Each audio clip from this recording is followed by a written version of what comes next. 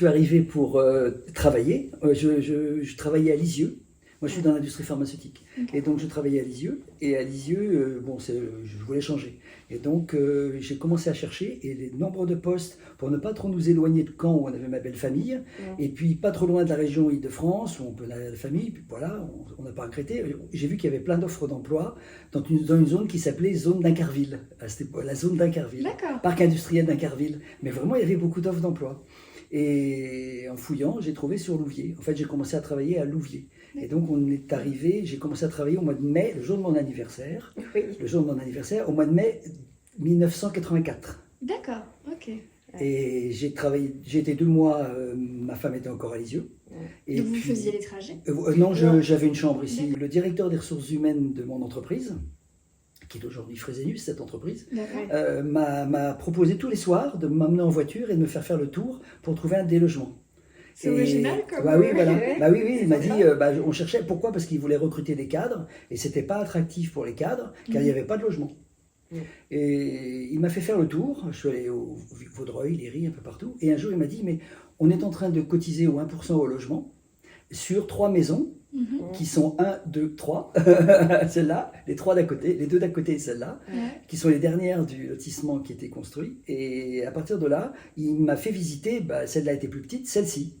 Et il n'y avait même pas d'escalier encore. Enfin voilà, on est monté avec une échelle pour voir, ils étaient en fin de construction. Et c'est comme ça je me suis dit, mais c'est vraiment une très belle disposition. Le jardin, un bout de rue où il n'y avait rien, on en parlera. Et puis voilà. Et donc j'ai dit à la femme, viens voir. Et un jour, je l'ai emmené. Voilà. Et on est arrivé là. On a emménagé en juillet 1984. Ah oui, ça s'est fait assez rapidement. Oui, la maison se finissait, les travaux étaient finis. C'est cette maison-là qu'on habite depuis 40 ans. Puisqu'on a acheté la maison. Et notre deuxième fille, lorsqu'on est arrivé ici, a fêté son 1 an. Son premier anniversaire. Son premier anniversaire ici. Voilà. Et l'aîné venait d'avoir 4 ans. Rue de la Migole faisait déjà partie de Val-de-Reuil à ce moment-là? Non. Ouais, Non. On était rue du Bout des Jardins, le Vaudreuil, Ville-Nouvelle. Ah oui, t'as raison. La Val-de-Reuil n'était pas créée. Ça s'appelait le Vaudreuil, Ville-Nouvelle. On avait notre adresse au 10 rue du Bout des Jardins, lotissement du Bout des Jardins, le Vaudreuil, Ville-Nouvelle. Puisque Val-de-Reuil n'existait pas encore. Alors, Val-de-Reuil, le nom de Val-de-Reuil n'existait pas. Voilà. Mais c'était toujours sous le PV en fait. C'est ça, exactement. Oui, tout à fait. Ah mais c'était assez tranquille au départ, ça m'a un peu inquiétée. Je me suis dit, mais il n'y a pas grand monde ici. Entre des champs derrière, la rue, elle se terminait, il y avait des buts de terre. Notre fille de 4 ans aimait bien aller jouer là, avec le petit voisin d'à côté qui avait le même âge. Il y avait un verger à la place de la rue de l'Évêque qui est sur le village du Vaudreuil, parce que nous sommes limitrophes. En face, c'est le Vaudreuil, et ici, nous sommes Val-de-Reuil. À la frontière. Oui, nous sommes ça. La rue est coupée en 2. Et donc, j'ai trouvé ça un peu tranquille. On s'est habitué, puis après, l'aîné est allé à l'école, donc là, on commence à faire des rencontres. Donc voilà, et on a rencontré des gens, on a fait des amis. On en a eu comme voisins qui ont déménagé, qui habitent à Incarville, qui habitent à Vaudreuil, qui habitent partout.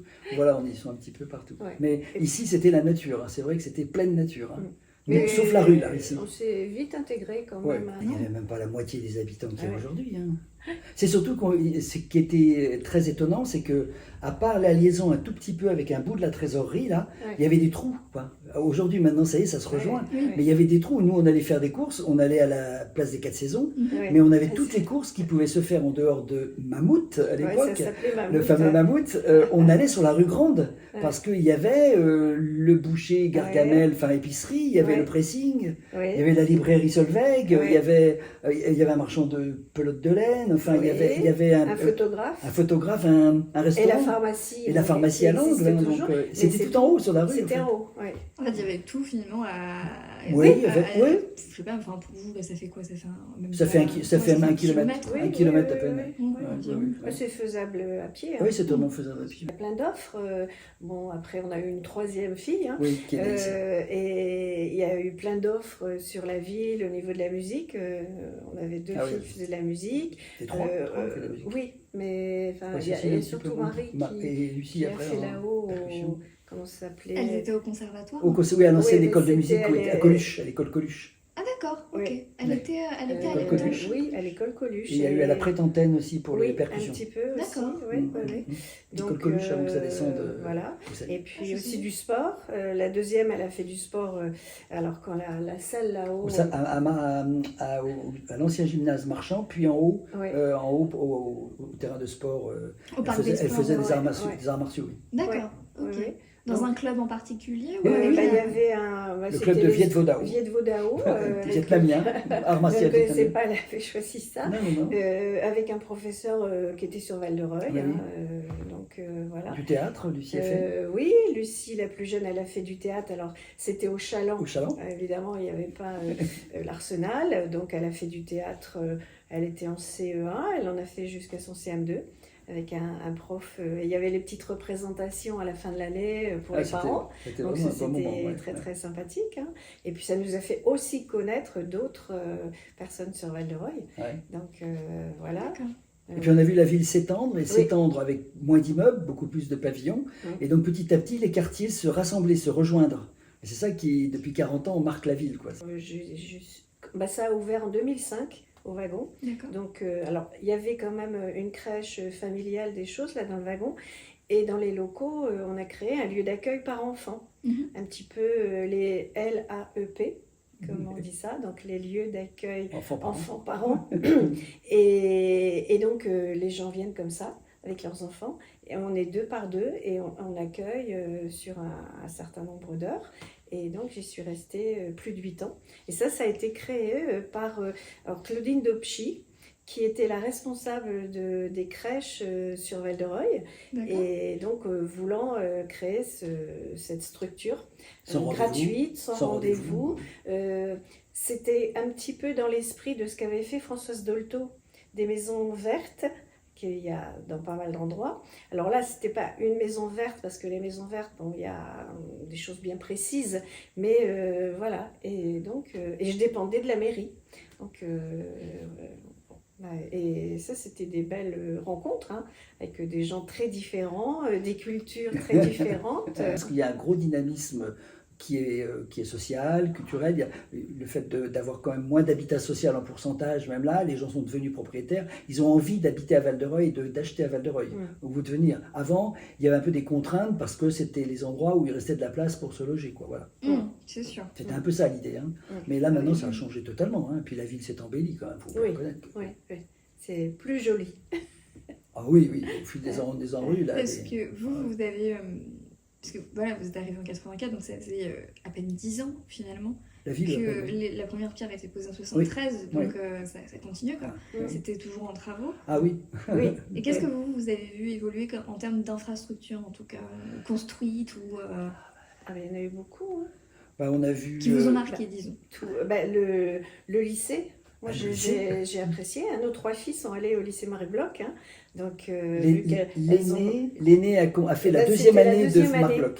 Elle n'a pas fait l'inauguration. Voilà, elle a fait la deuxième année de Marc-Bloch. Voilà. Elle a fait ses 3 ans et nos 3 filles ont fait le même. On a trouvé que c'était très pratique aussi parce qu'elles pouvaient y aller à pied. Hein.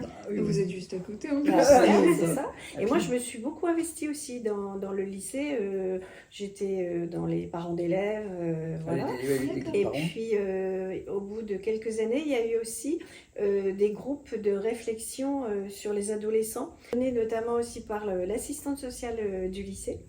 Et donc voilà, et on a fait des actions faisant venir des spécialistes, alors un médecin par exemple sur la drogue. Pour faire de la prévention, de la sensibilisation. Voilà, exactement. Et donc j'ai fait ça avec nos filles, sont allées quand même un certain temps. Ah oui, parce que t'es calé de 4 ans, on a été des enfants au collège. Bon, après j'ai arrêté, mais ça a été une belle action avec le lycée. Hein, on a toujours apprécié ce lycée. Ah oui. Et les professeurs, nous ce qu'on avait trouvé de très étonnant, c'est que les professeurs, un grand nombre d'entre eux voulaient rester. Et sont restés dans ce lycée. Et on en croise. Oui, encore. On en croise encore. Certains ne travaillent plus, mais on en croise encore. Et c'est un très très bon souvenir de beaucoup de professeurs. Et les proviseurs ont marqué aussi. Certains proviseurs vraiment ont marqué. Il y a des noms que vous avez en tête d'enseignants, de proviseurs qui... le proviseur qui est décédé là, il n'y a pas très longtemps, M. Dugor. Voilà. Braglia, le premier, M. Braglia, le premier. Braglia qui a démarré. Alors lui, il a tenu le lycée. Hein. C'est lui qui a mis les règles. Hein. Je crois que depuis, ça chance pas, c'est dans les rails. Hein. Lui, il ne s'est rien passé. Monsieur Dugor, on a beaucoup apprécié. Monsieur Dugor, beaucoup. Et puis certains professeurs, il y a le professeur de latin. Parce que nos filles ont fait du latin, il n'est plus là, Monsieur Courtin. Et voilà. Monsieur Poulet, professeur d'anglais. Grand professeur de poulet d'anglais.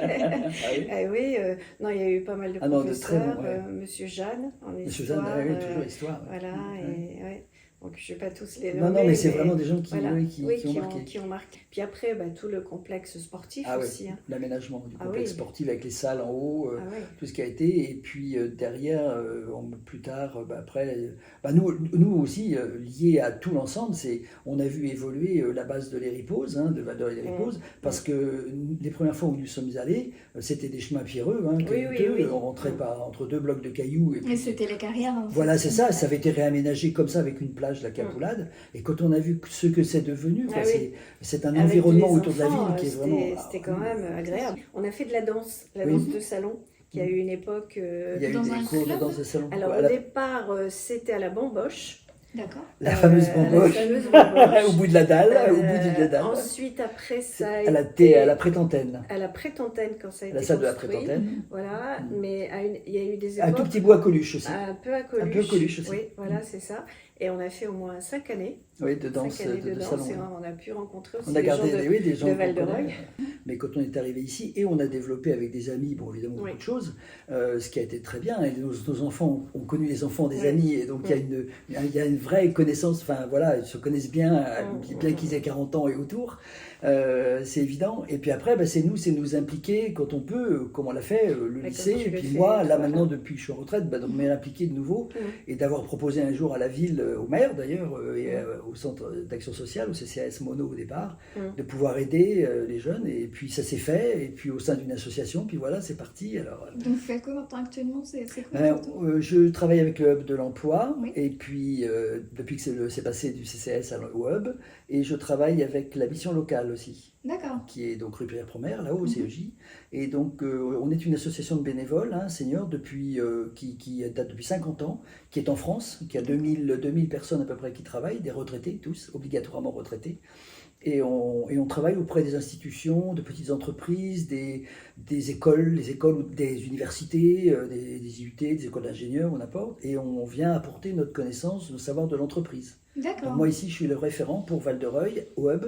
Je travaille, j'ai des CV de jeunes qui cherchent de l'alternance, de l'apprentissage, des stages, de la reconversion de formation. Et donc je les aide à avoir des contacts. Quand ils ont des contacts, que ça s'est bien passé, par visio, en rendez-vous ou en rendez-vous sur la rue Grande. Et puis la mission locale, on fait des missions auprès des jeunes qui sont en recherche d'emploi. Alors sur 5 demi-journées, préparer son CV, entretien, simulation d'entretien. Et puis sur les jeunes qui sont en apprentissage ou qui changent d'apprentissage. On vient de le faire, là on a fini le mois dernier. Et voilà, donc c'est bien parce qu'on rencontre des Rolivalois, des jeunes Rolivalois qui... Oui, puis c'est plus qu'utile. Oui, c'est très utile. Très très utile. Voilà. Surtout quand les résultats sont bons, qu'on trouve qu'ils ont placé, ils ont leur alternance. Ce matin, il y en a un qui m'a annoncé qu'il avait son alternance à Évreux. Donc, voilà, c'est bien. Ouais. Et j'ai fait aussi une mission auprès de centres de détention des Vignettes. D'accord. J'ai fait un parcours sortant de 12 détenus avec un collègue pour préparer à la sortie de la détention des gens qui ont fait de la longue peine ou de la moyenne peine. Moi, ce qui m'avait marqué à un moment donné, parce que je ne vois plus que ça existe, c'était la fameuse Saint-Urbain, là, à Noël, un peu avant Noël. Peu avant Noël, il y avait une fête, une espèce de cavalcade, voilà. Et alors, il faisait froid là-dessus, mais il y avait des gens qui sont venus avec des artistes de rue, quoi, des spectacles de rue, qui étaient incroyables. Ils se disaient, mais pourquoi vous faites la Saint-Urbain, quoi? Urbain, bien sûr, la urbain. ville. Eh oui, urbain. Mais ça nous avait paru assez étonnant. Mais il est allé un petit peu avec les enfants, mais c'est une période où il fait froid. Mais c'était assez drôle d'avoir organisé ce genre de choses. Oui, c'est vrai. Sinon, quand même, les feux d'artifice à Val-de-Reuil, ils sont bien. Ça, depuis le début. Ça a toujours été. Même à la Plaine Saint-Jean, ils ont commencé à la Plaine Saint-Jean. Au départ, et puis après là, ils sont d'ailleurs de plus en plus beaux. Ah oui, ils sont toujours plus beaux. Mais franchement, il y a des fois, nos enfants, notre famille est un peu là. on en profite, on se dit, le on 13. va au feu d'artifice. Toujours au feu d'artifice. On voit monsieur le maire avec sa veste oui, très impliqué, très... voilà. Là, il y a du monde, hein, c'est sympa. Ça montre l'intérêt des oui, on ne va pas ailleurs parce qu'on trouve qu'il est beau, le feu d'artifice de Val-de-Reuil. Il y a eu des années, même des animations avant. C'était chouette. Hein. Après, il y a eu l'Arsenal. C'est vrai que le théâtre, c'est quand même une très belle chose. Hein. Là, on n'a pas fait cette année de saison. Sur les saisons arrivent, ça dépend. Mais au Chaland, on est allé aussi. On avait vu, maintenant ils sont Triane. C'était bon. Il y avait même des jeunes. Dernier spectacle de Triane. On est allé plusieurs fois voir Lucchini. C'était impressionnant. Et ça, c'était encore au Chaland. C'était encore. Il y a eu plusieurs fois aussi des choses un peu justement avec la petite enfance. Ils avaient fait venir des psychologues. Il y a eu énormément de monde. Donc moi, j'étais allée avec justement le groupe de collègues. Parce que là, à parenthèse, on travaillait toujours 2 par 2 et on avait une supervision tous les mois avec un psychologue. Parce que quand même, il y a des moments, il y a des situations assez difficiles. Et le psychologue est toujours très connu sur Val-de-Reuil, Walter Demeure. Je ne sais pas si on vous en a parlé. Un grand monsieur barbu avec des lunettes qui fait toujours beaucoup de vélo. L'école de musique, on faisait forcément les aubades, comme on dit, toutes les fins d'année. Mais c'était vraiment tout le monde, les professeurs de l'école de musique, dans comment il s'appelait, Meunier, le directeur. Quand on voit les conditions dans lesquelles ils étaient à l'école Coluche au départ, enfin pendant longtemps, hein, parce que les enfants ont fait. Et puis il y a eu des profs marquants, nous la prof de piano de notre fille Marie, qui habite maintenant à Villeurbanne, elle était incroyable. Elle avait emmené un jour pour jouer de l'orgue au temple à Saint-Éloi, à Rouen, au temple Saint-Éloi. Enfin, ils étaient vraiment habités par leur métier, leur passion. Et les élèves ici de Val-de-Reuil, ils étaient comme les autres. Ils étaient bien, en fait. Ils étaient super bien. Pourquoi aller ailleurs? Parce qu'on avait plein de choses ici. Il faut bien dire que Val-de-Reuil, on avait un prix, il faut le dire aussi, quand on était Rôli-Valois, tout l'accès à ce qu'on a eu, par rapport aux limitrophes, tous ceux qui peuvent habiter pas trop loin. Moi, j'ai fait le baby club, les bébés nageurs avec ma fille, qui a 40 ans maintenant. J'ai fait les bébés nageurs. Moi, je travaillais le matin, donc je ne pouvais pas, c'était le samedi matin. Le samedi matin, tu l'as fait. Je fais le bébé nageur, l'eau tranquille, 32 degrés, sur les petits tapis, c'est vraiment un excellent souvenir. Dans le petit bassin. C'était samedi matin. Le samedi matin, le bébé nageur. Moi, je ne pouvais pas y faire. Non, et moi, c'est moi qui les ai faits. Trop bien. Après, il y a eu des personnages à la piscine. Il y avait Jean-Claude, c'est Jean-Claude, le maître nageur. Les filles ont appris à nager. À nager avec. Oui, c'est ça. Il y avait des personnages qui sont restés très longtemps jusqu'à leur retraite. Et des visages très connus qui ont fait aussi la ville finalement. Voilà. Pour le cinéma, Jean-Claude Bourgault aussi. Parce qu'on a fait un moment aussi partie de l'équipe un peu pour faire briller les étoiles. Donc on n'a pas continué après, mais on y allait. Puis quand il y avait des séances particulières après où on pouvait rencontrer et discuter avec un réalisateur. Cannes et d'autres. Corsini, Catherine Corsini. Et puis après le petit pot offert. On passait une soirée. Et la bibliothèque aussi. Enfin, la médiathèque maintenant. Que vous avez vu, je pense, Consort, parce que finalement, elle n'est pas si... Oui, on l'a vu elle n'était pas aussi grande et aussi belle. Au départ, il y a eu une bibliothèque, Et puis après, médiathèque avec beaucoup de choses. C'était... Ce coin-là de la place en face à la piscine, il a changé entre la pharmacie et là. Maintenant, le fait qu'il y ait Épireuil qui soit extendu, il faut aussi, c'est bien, habiter un petit peu la rue Grande, la dalle, entre guillemets, c'est bien aussi de l'habiter. Là, on voit qu'il y a des choses qui continuent d'exister parce que sinon, c'est des cases vides en dessous et ça serait moche. Les espaces, c'est surtout les espaces de déambulation et des espaces où se poser maintenant avec des bancs. Parce qu'à Val-de-Reuil, quand on est arrivé, rien sur la dalle pour se poser. Il n'y avait pas de mobilier urbain. Ah non, aucun. On a vu arriver le mobilier urbain. Et quand on l'a vu, de bonne qualité, installé, voilà, ça a changé les choses. Les bacs, les chicanes un peu, mais avec un peu de fleurs, on peut s'asseoir partout dans la ville. Avant, on ne pouvait pas. Ah oui, les distributions de fleurs aussi qui existent sur Val-de-Reuil depuis des années. Je crois qu'on a toujours connu ça. Toujours. Il me semble. Sauf une année ou deux, on n'était pas là à cette époque-là. Mais sinon, on va chercher nos petites fleurs. Aujourd'hui, c'est végétalisé. Pour une ville de notre taille, on a énormément de verdure, on va le dire, et des arbres un peu partout et des parcs. Et c'est surtout que on fait un lien avec l'économie. C'est-à-dire qu'il y a un lien économique. Oui. Quand on parle de Val-de-Reuil, on dit « Ah oui, mais Val-de-Reuil, moi je vais dans la France et l'Europe entière, ça m'arrive. » C'est de dire « Mais sur Val-de-Reuil, mais il y a énormément d'entreprises. Alors pharmaceutiques, même pas que, quoi. Ils savent qu'il y a des grandes entreprises.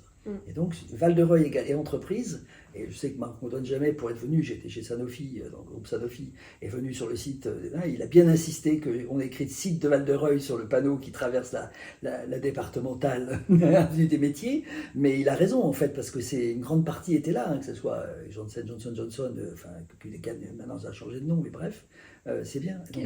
Oui, c'est ça, Kenview.